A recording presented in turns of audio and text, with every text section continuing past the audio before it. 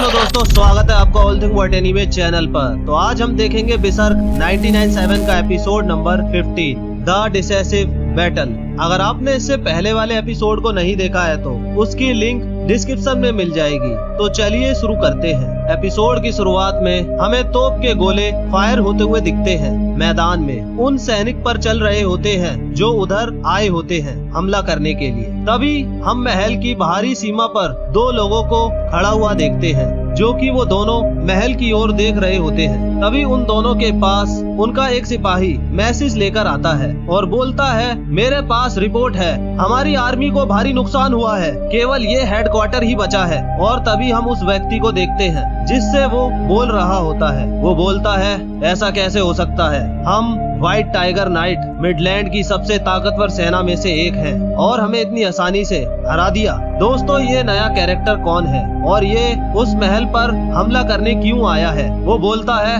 डोलरे महल पर हमला करना इतना आसान नहीं। तभी एक व्यक्ति की आवाज आती है। वो बोलता है, हमें रिपोर्ट मिली है। वो सैनिक पूछता है, उसे अब क्या हुआ? तभी हमें बहुत सारे घोड़े मैदान में दौड़ते हुए दिखते हैं। तभी एक सैनिक अपने हेड से बोलता है, दुश्मन के किले से 1000 घुड़सवार निकले हैं जो हमारे हेडक्वार्टर की ओर बढ़ रहे हैं। उसकी ये बातें सुनकर उसका हेड आश्चर्य से और चौंकते हुए बोलता है, क्या? तुदोर की सबसे ताकतवर सेना पर्पल राइनो नाइट। तभी दोस्तों हम देखते हैं एक ऐसे व्यक्ति को जो काफी पावरफुल और डरावना लग रहा होता है, मगर हमें उसका चेहरा तो नहीं दिखता। उसके हाथ में हमें एक बहुत बड़ी कुल्हाड़ी दिखती है जो घोड़े पर उन्हीं लोगों की ओर आ रहा होता है अपनी एक विशाल सेना को लेकर। और एक ही पल में हम देखते हैं वहाँ मैदान में युद्ध चल रहा होता है। जो लोग उस महल पर शुरुआत में कब्जा करने आए होते हैं और हम देखते हैं महल से गोलों की बरसात हो रही होती है। वो यही व्यक्ति होता है जो अपने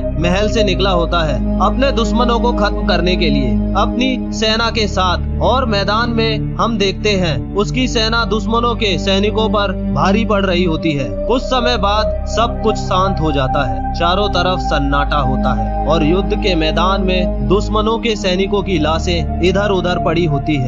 और तभी हम उस व्यक्ति को देखते हैं अपने घोड़े के साथ। उसने फुल मेटेलिक आर्मर पहना होता है। उसके बाद हम एक आर्मी बेस को देखते हैं जहाँ एक व्यक्ति बोलता है, ये 100 साल पुराना युद्ध तब शुरू हुआ जब तुदोर एम्पायर ने मिडलैंड के इलाकों पर हमला किया। और तभी हम देखते हैं सुपीरियर और पावरफुल लोगों की मीटिंग हो रही होती है और उनका हेड अपनी बात पूरी करते हुए बोलता है, डोलरे महल कभी हमारे राज्य की डिफेंस का हिस्सा था, पर बात ये है ये महल एक जरिया बन गया। तुदोर की सेना ने जब से इस पर कब्जा किया वो यहीं से हमला करेंगे, जबकि किसी भी समय तुदोर एम्पायर में आपसी लड़ाई हो सकती है। हमारी जीत की वजह से संभव ये है कि युद्ध के लिए अपने सभी सैनिकों को भेजना उनके लिए मुमकिन नहीं। और तो और ये हमारे लिए बहुत अच्छा मौका है। हम डोलरे को वापस पाने का ये मौका ऐसे ही नहीं जाने दे सकते, नहीं अपनी चीज को वापस लेने की। तो ठीक है, हम इसके लिए क्या कर सकते हैं, पर वहाँ की सुरक्षा पर्पल राइनो नाइट्स करते हैं जिनको जनरल बुसोन संभालते हैं और उनको सबसे ताकतवर योद्धा माना जाता है इस पूरे एम्पायर में। दोस्तों, ये वही मीटिंग होती है जिसमें ग्रिफिन अपना शेड्यूल चेंज करता है गट्स और कास्का को मिलने के लिए। और फिर उनका हेड बोलता है, यहाँ तक कि हमारी सबसे ताकतवर सेना व्हाइट ड्रैगन योद्धा भी उनके सामने कमजोर हैं। इतनी देर में जिसको हेड बोल रहा था वो और कोई नहीं राजा होता है। राजा बोलता है, एक हमला जो पूरा सोच समझकर किया जाए, यही हमारे पास एक आखिरी रास्ता है। तभी एक सैनिक उठकर राजा से बोलता है, ये बहुत खतरनाक है, तुम्हें इसके बारे में एक बार और सोचना चाहिए, क्योंकि हम पहले ही अपनी 40% सेना खो चुके हैं। इसकी कोई गारंटी नहीं कि हम डोलरे को जीत लेंगे अगर हम पूरी ताकत से लड़े फिर भी। तभी उसके बगल वाला व्यक्ति बोलता है, अगर युद्ध लंबा चला तो हम पक्का उनकी सेना और कब्जा करने वाली सेना के बीच फंस जाएंगे। अगर हमने कोई भी गलती की तो हमारी पूरी सेना खतरे में होगी। मेरा मानना है लगभग युद्ध हमारे ही पक्ष में है और हम जीत भी जाएंगे, इसीलिए इतना बड़ा खतरा लेने का कोई फायदा नहीं। पर इस युद्ध में हमारा मकसद है डोल्ड्रे पर कब्जा करना। हमें अपना सम्मान वापस पाने के लिए डोल्ड्रे पर कब्जा करना जरूरी है। तो वैनगार्ड के लिए हमें किस यूनिट को चुनना चाहिए, ये याद रखना। हम व्हाइट टाइगर नाइट्स को खो चुके हैं। दोस्तों, शुरुआत में हम जिन लोगों को देखते हैं जो डोल्ड्रे महल पर हमला करने गए होते हैं, वो और कोई नहीं व्हाइट टाइगर नाइट होते हैं। तभी उनका एक साथी बोलता है, अच्छा ठीक है, आप क्या कहना चाहेंगे सर ग्रिफिन? यहाँ तक कि तुम्हारी ताकतवर हॉक बैंड भी इसको नहीं संभाल पाएगी। ग्रिफिन उसके जवाब को उत्तर देते हुए बोलता है, हम जीत सकते हैं अगर आदेश दिया जाए तो। ग्रिफिन के साथ वाला व्यक्ति हंसते हुए बोलता है, मुझे पता था। तभी ग्रिफिन बोलता है, हाँ अगर हमें आदेश दिया जाए तो। ग्रिफिन की बातें सुनकर वहाँ के सभी लोग आश्चर्य से उसी की ओर देखने लगते हैं और तभी वहाँ पर सभी लोग गुस्से में ग्रिफिन से बोलते हैं, बिल्कुल नहीं, तुम्हें लगता है कि तुम ये कर पाओगे? वो सभी लोग बोलते हैं, तुम्हारे आदमी खतरे के बारे में कुछ नहीं जानते। दोस्तों, आप सभी को तो पता है ग्रिफिन अपनी आर्मी पर इतना भरोसा क्यों करता है, क्योंकि उसकी आर्मी में एक ऐसा व्यक्ति है जो 100 लोगों पर अकेला ही भारी पड़ता है। और वो व्यक्ति कौन है वो आप बखूबी जानते हैं, वो है गट्स। तभी उधर एक और व्यक्ति बोलता है, उसका सर भी झुक गया है। मैं मानता हूँ, पर पिछले 100 सालों से उस महल पर एक खरोंच भी नहीं आई, हमारी उस पे कब्जा करने की इतनी कोशिशों के बाद भी, और तुम कह रहे हो कि तुम जीत सकते हो। तभी राजा बोलता है, लॉर्ड ग्रिफिन, क्या तुम सच में जीत सकते हो? ग्रिफिन अपना सर हिलाकर राजा को हाँ बोलता है। तभी मीटिंग में एक व्यक्ति गुस्से में बोलता है, ये कुछ समझ नहीं पा रहा मैजेस्टी। तभी उसके साथ वाला व्यक्ति बोलता है, डोल्ड्रे पे जीत हासिल करने के लिए हमें एक बहुत ताकतवर सेना चाहिए। अगर हम इस बार नाकामयाब हुए तो हमें बहुत बड़ा नुकसान होगा। ग्रिफिन उसकी तरफ देखकर बोलता है, मुझे किसी बड़ी सेना की जरूरत नहीं, हॉक बैंड इसे अकेले ही संभाल सकती है। ग्रिफिन की ये बातें सुनकर वो लोग सोच में पड़ जाते हैं और बोलते हैं, ये नामुमकिन है, और कहते हैं, तुम खुद को समझते क्या हो? तभी वहाँ पर एक व्यक्ति हंसता हुआ ग्रिफिन से बोलता है, बेवकूफी मत करो, सिर्फ एक 5000 लोगों की सेना, वो भी 3000 लोगों के सामने। और चिल्लाते हुए गुस्से में ग्रिफिन से बोलता है, क्या बकवास है लड़के, और ये मत सोचना कि तुम्हारे प्लान हमेशा कामयाब रहेंगे। तभी कोने से एक व्यक्ति उस व्यक्ति को आवाज लगाकर बोलता है, जर्नल, और उठकर बोलता है, इस पर इतना शोर मचाने की कोई जरूरत नहीं। उसकी ये बातें सुनकर वो जर्नल बोलता है, क्या? वो व्यक्ति जवाब देते हुए बोलता है, अभी नहीं तो थोड़े समय में हमें युद्ध में उतरना ही होगा, हमारे पास और कोई चारा नहीं बचा है। एक या 2 हार से हमारी सेना के सम्मान को कोई फर्क नहीं पड़ेगा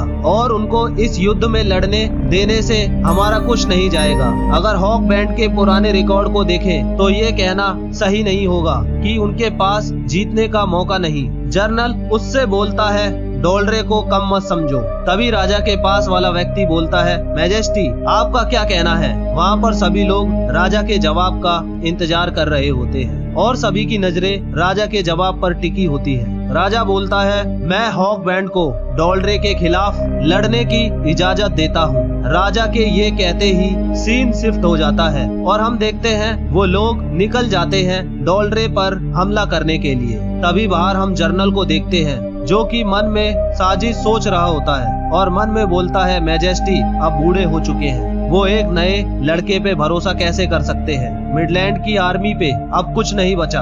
और तभी हम ऊपर से उस व्यक्ति को देखते हैं जो कि मीटिंग में होता है। वो उसी की ओर देख रहा होता है और बोलता है, ठीक है, मुझे पता है उन्हें कैसा लग रहा है, पर इसमें कुछ नहीं कर सकते। तभी उसके पास एक व्यक्ति आता है और बोलता है, तुम्हारे मन में उस आदमी के लिए बहुत इज्जत है, मुझे तो शक है कि व्हाइट हॉक वैसा कर पाएंगे जैसा तुम सोच रहे हो। वो व्यक्ति जवाब देते हुए बोलता है, अच्छा, वैसे भी मैंने उन्हें सच बता दिया, अगर वो हार भी गए तो मिडलैंड में ऐसा कोई नहीं जो डोल्ड्रे को हासिल कर सके। वो व्यक्ति मुस्कुराकर बोलता है, बिल्कुल। और तभी हम वहाँ पर ग्रिफिन को आते हुए देखते हैं अपने घोड़े पर। वो दोनों ग्रिफिन की ओर देखने लगते हैं। ग्रिफिन एक झलक उन दोनों की ओर देखता है और फिर वहाँ से निकल जाता है। पीले बाल वाला व्यक्ति बोलता है, एक आदमी के लिए कहना थोड़ा अजीब है, पर वो ऐसा दिखता है जैसे किसी पेंटिंग से अभी बाहर निकला हो। तभी उसके साथ वाला व्यक्ति बोलता है, हर किसी से अलग, शायद हम किसी हीरो के साथ मिलकर लड़ रहे होंगे जो सदियों में एक बार मिलता है। डॉल्ड्रे। और तभी हम गट्स को देखते हैं जो बोलता है जो भी हो इससे मुझे कोई फर्क नहीं पड़ता, युद्ध का खेल कोई भी जीत सकता है अगर किस्मत हो तो। उन लोगों को देखकर ऐसा लग रहा होता है कि वो सभी लोग कोई गेम खेल रहे हों और तभी गट्स गेम को जीत जाता है और जो लोग गेम खेल रहे होते हैं वो उदास हो जाते हैं। हारे हुए लोग गट्स से बोलते हैं जाओ यहाँ से, तुम लगातार 10 बार जीत चुके हो। तभी उनके साथ खेलने वाला एक और व्यक्ति बोलता है कमांडर ने सब कुछ वापस जीत लिया और मुस्कुराकर बोलता है आपके पास सैनिकों की हिम्मत है बॉस। तभी एक और व्यक्ति बोलता है ठीक है, मैं अपने पैसे वापस जीतने तक हार नहीं मानूंगा। तभी अचानक गट्स कास्का से पूछता है क्या हुआ, क्या तुम्हें कुछ परेशान कर रहा है। गट्स ऐसा इसलिए पूछता है क्योंकि वो उधर खड़े खड़े मन ही मन में कुछ सोच रही होती है। कास्का बोलती है नहीं। गट्स बोलता है चिंता मत करो, हम ऐसी चीजें पहले भी कर चुके हैं। अगर कोई इज्जतदार आदमी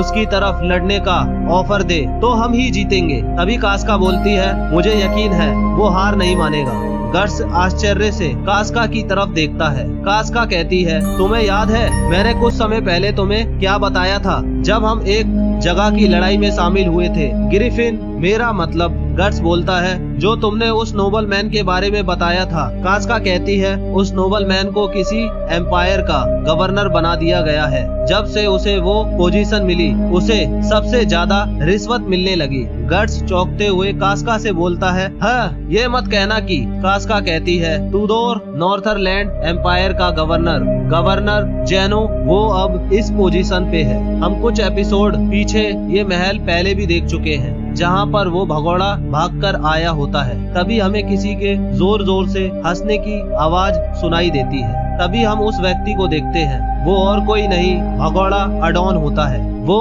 इस बार भी बच गया गट्स के हाथों से। अडोन के साथ चल रहा सैनिक बोलता है सर अडोन हमें ये देखकर खुशी हुई कि आप सुरक्षित हैं। अडोन अपनी बड़ी बड़ी डींगे मारते हुए उन दोनों के सामने बोलता है लोग मुझे दूर दूर तक कभी ना हारने वाला अडोन के नाम से जानते हैं। मैं इतनी आसानी से नहीं मर सकता।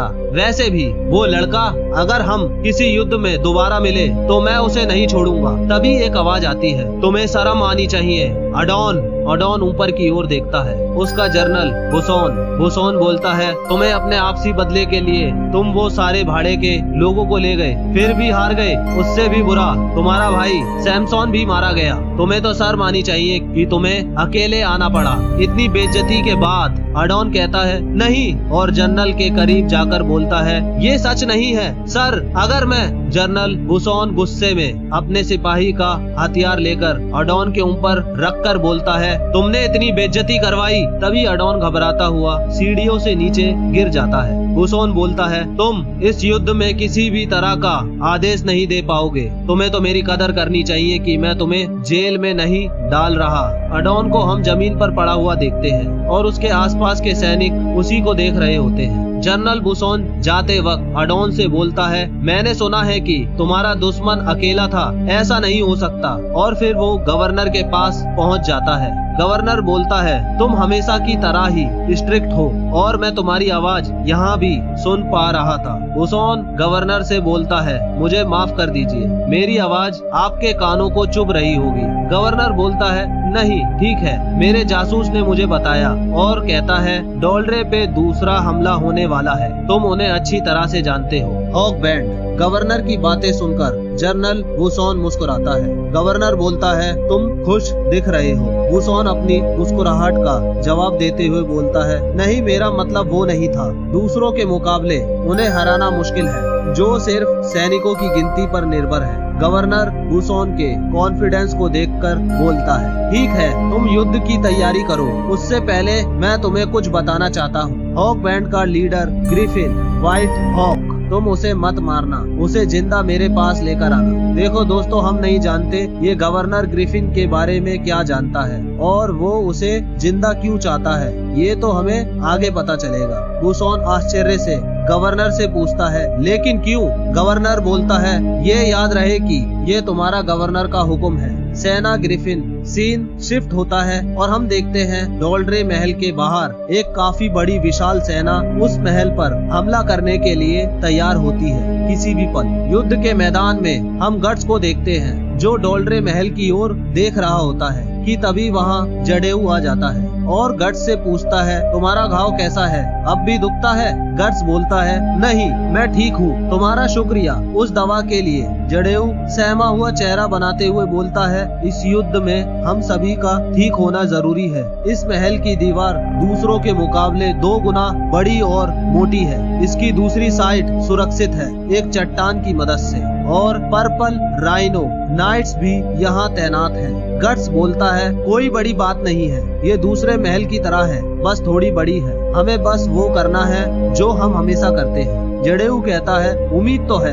गट्स पीछे मुड़कर सेना की तरफ देखकर मन में बोलता है, और तो और मैं हैरान हूँ, उसने सारी नाव जला दी। और फिर युद्ध के मैदान में हमें जनरल बुसोन दिखता है। वो मन में बोलता है, व्हाइट हॉक क्या सोच रहे हो? क्या वो खुद को नदी के आगे पोजीशन करना चाहते हैं? फर्क नहीं पड़ता, उनकी गिनती के हिसाब से वो हमें सिर्फ कुछ देर तक ही रोक पाएंगे। हमें सिर्फ हमला करते रहना है। और फिर वो पीछे मुड़कर महल की ओर देखता है और कहता है, हालांकि क्या गवर्नर का उसके साथ कोई रिश्ता है? वैसे ये सब सोचना सिर्फ समय की बर्बादी है। मुझे बस अपने दुश्मनों को मौत के घाट उतारना है। ऊपर हम गवर्नर को देखते हैं जो सब कुछ देख रहा होता है और बोलता है, व्हाइट हॉक, मुझे लगा नहीं था कि वो मुझे कभी जिंदा मिलेंगे, मैं उसे जरूर पकड़ूंगा। तभी ग्रिफिन गट्स के पास आकर बोलता है, इस रेत को देखो, ये मेरा प्लान का हिस्सा है। और फिर गट्स से पूछता है, क्या तुम ठीक हो? गट्स मुस्कुराकर अपनी तलवार बाहर निकाल कर दिखाता है। ग्रिफिन बोलता है, हमारे चलने का समय हो गया। और फिर ग्रिफिन आगे निकल जाता है। गट्स ग्रिफिन की ओर देखते हुए मन में सोचता है और हम देखते हैं कास्का की कही हुई बातें जो उस वक्त उसने कही थी। मुझे आशा है कि वो जल्दबाजी ना करे। गट्स मन में बोलता है, ऐसा कभी नहीं होगा, ये आखिरी इंसान होगा जो अपना सब्र खोएगा। और फिर गट्स मुड़कर मैदान में लगे झंडों की ओर देखकर बोलता है, ये आखिरी बार है जब मैं अपनी तलवार इस झंडे के लिए चलाऊंगा। दोस्तों, गट्स की बातों से हमें ऐसा लग रहा है अब वो वक्त आ गया है कि गट्स अब ग्रिफिन का एहसान चुकाकर यहाँ से बैंड ऑफ हॉकिन को अलविदा कह देगा। ग्रिफिन अपने सैनिकों को आदेश देता है और बोलता है, पहली टुकड़ी आगे बढ़ो। और फिर वो लोग निकल जाते हैं डोल्ड्रे महल पर हमला करने के लिए। गट्स चलते वक्त मन में बोलता है, मैं कोई भी ढील नहीं दूंगा, मैं अपनी पूरी जिम्मेदारी निभाऊंगा। तभी ग्रिफिन आदेश देता है, पहली टुकड़ी हमला करो। और फिर वो लोग निकल जाते हैं अपने दुश्मनों पर हमला करने के लिए और उस महल पर कब्जा करने के लिए। तभी जनरल बुसोन के पास उसका एक सैनिक खबर लेकर आता है और बोलता है, पहली टुकड़ी के अंदर लगभग 2000 लोग हैं जिनको ग्रिफिन कंट्रोल कर रहा है। बुसोन बोलता है, क्या बकवास है, अपनी सेना को 2 टुकड़ी में बांटना, जबकि उसके पास सिर्फ 5000 सैनिक हैं। मुझे नहीं पता कि वो किस तरह के प्लान के साथ हमला कर रहे हैं। तो ठीक है, मैं तैयार हूँ, सारी टुकड़ियों हमला करो, दुश्मन की पहली टुकड़ी को मिट्टी में मिला दो। और फिर दोनों तरफ युद्ध शुरू हो जाता है। जंग के मैदान में बुसोन अपने सैनिक से बोलता है, क्या ये वही हमलावर है जिसके बारे में हमने इतना सुना है? दिलचस्प। और फिर लड़ाई शुरू हो जाती है। हम गट्स को देखते हैं जो पूरी जान लगाकर उसके सैनिकों को अकेले ही ढेर कर रहा होता है। तभी बुसोन का एक सैनिक आकर उसे बताता है, दुश्मन का एक ग्रुप हमला फ्रंट लाइन पर कर रहा है। बुसोन बोलता है, वो हमारे सेना के लीडर को मारना चाहते हैं। क्या व्हाइट हॉक यही चाहती है? तभी गट्स घोड़े पर दौड़ता हुआ बुसोन की तरफ आ रहा होता है अपनी तलवार लेकर। जैसे ही गट्स बुसोन पर हमला करता है, बुसोन गट्स के वार से बच जाता है। तभी एक सैनिक बोलता है, कमांडर का पीछा करो।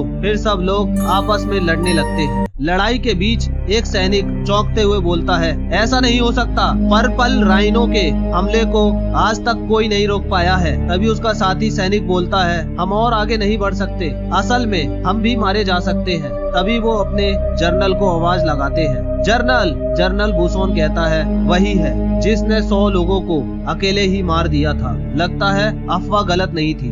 गट्स को इस तरह लड़ते हुए देखकर बुसोन पहचान जाता है कि ये कोई आम व्यक्ति नहीं है और कहता है अच्छा तो व्हाइट हॉक के पास ऐसा आदमी भी है। और फिर बुसोन अपने सैनिकों से बोलता है ऐसे ही लड़ते रहो, वो बस हमें बहकाना चाहते हैं, फॉर्मेशन में वापस आओ, उसके बाद हमला करो। तभी सीन शिफ्ट होता है, हम गवर्नर को देखते हैं। वो बोलता है वो पर्पल राइनो नाइट को टक्कर दे रहे हैं, पर जल्दी ही उन्हें अपनी औकात का पता चल जाएगा। गधे बुसोन, ऐसे तो तुम ग्रिफिन को मार डालोगे। और तभी वो अपने सेवक को आवाज लगाता है कोई यहाँ आओ, और कहता है मुझे अपने पर्सनल गार्ड के साथ युद्ध में जाना है, मैं वहीं से कमांड दूंगा। सैनिक गवर्नर से बोलता है पर महल की रक्षा कौन करेगा? गवर्नर जवाब देते हुए बोलता है चिंता मत करो, जैसी चीजें चल रही है हॉक बैंड कभी महल के पास नहीं आ पाएंगे। फिर वो सैनिक चला जाता है तैयारी करने गवर्नर के निकलने की। गवर्नर कहता है मेरा हॉक मेरे पास वापस आ रहा है, मैं उसे ऐसे ही नहीं मरने दे सकता। दोस्तों हमें नहीं पता गवर्नर ग्रिफिन को क्यों जिंदा चाहता है। मे भी शायद पास्ट में कुछ ऐसे इंसिडेंट हुए हैं जिसमें गवर्नर और ग्रिफिन साथ में काम कर चुके हैं। दोस्तों बताओ वो कौन सा इंसिडेंट है और कौन सा एपिसोड है जिसमें गवर्नर और ग्रिफिन साथ में देखे गए हैं। अगर किसी ने मेरे पिछले एपिसोड देखे हैं तो उन्हें पता ही होगा कि मैं किस गवर्नर की बात कर रहा हूँ। और फिर हम गट्स को लड़ाई के बीच देखते हैं, तभी वो अपने सामने देखता है कि महल की ओर से और भी सैनिक उसी की ओर आ रहे होते हैं। गट्स बोलता है यही समय है कैप्टन। ग्रिफिन अपने सैनिकों को हुक्म देता है और कहता है सभी लोग वापस चलो, सभी बेस कैंप पर इकट्ठा हो। और फिर ग्रिफिन निकल जाता है बेस कैंप की ओर। गट्स बोलता है सभी लोग चलते रहो, और फिर वो सभी लोग वहाँ से निकल जाते हैं। वहाँ जनरल बुसोन का एक सैनिक कहता है दुश्मन वापस जा रहे हैं, उनके पीछे जाओ। बुसोन कहता है अजीब, जरूर उन्हें पता चल गया होगा क्योंकि उन्होंने ऐसा प्लान चुना। क्या महान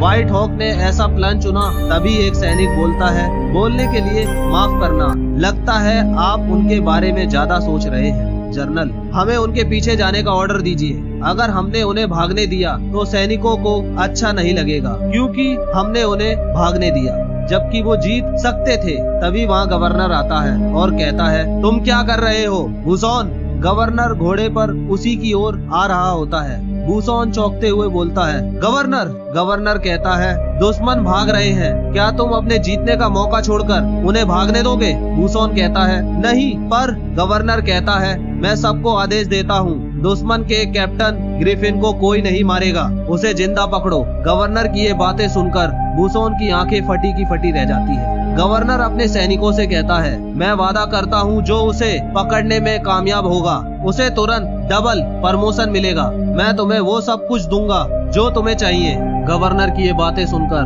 बुसोन आश्चर्य में पड़ जाता है और बोलता है आपको ऐसे वादे नहीं करने चाहिए। गवर्नर कहता है मुझे फर्क नहीं पड़ता।